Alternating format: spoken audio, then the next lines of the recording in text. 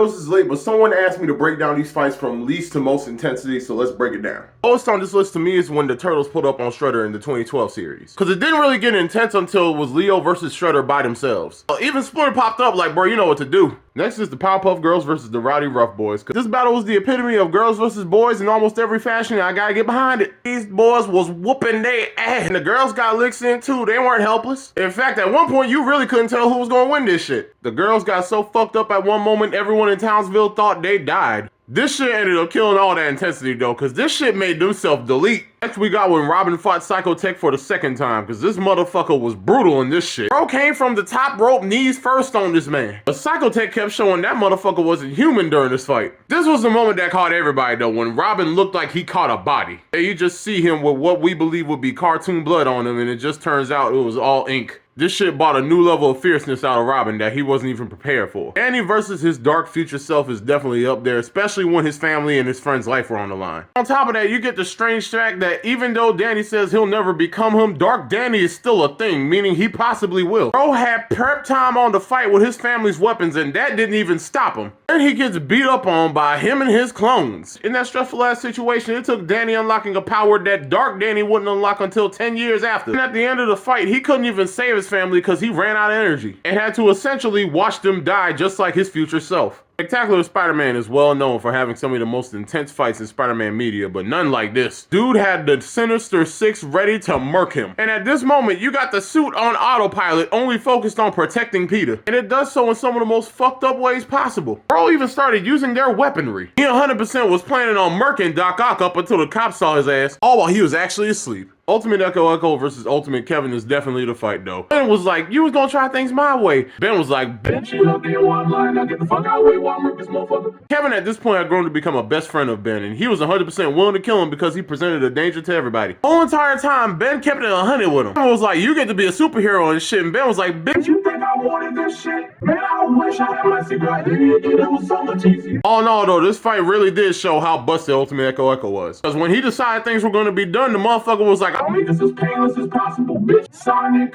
go! This man, Kevin, knocked the fuck out. Crazy thing is, his cousin Gwen had to 100% convince him not to catch this body. If Gwen was not there to convince him, Ben would have definitely murked Kevin here. And we would have gotten a whole different Ben throughout the series. That's why this fight's number one.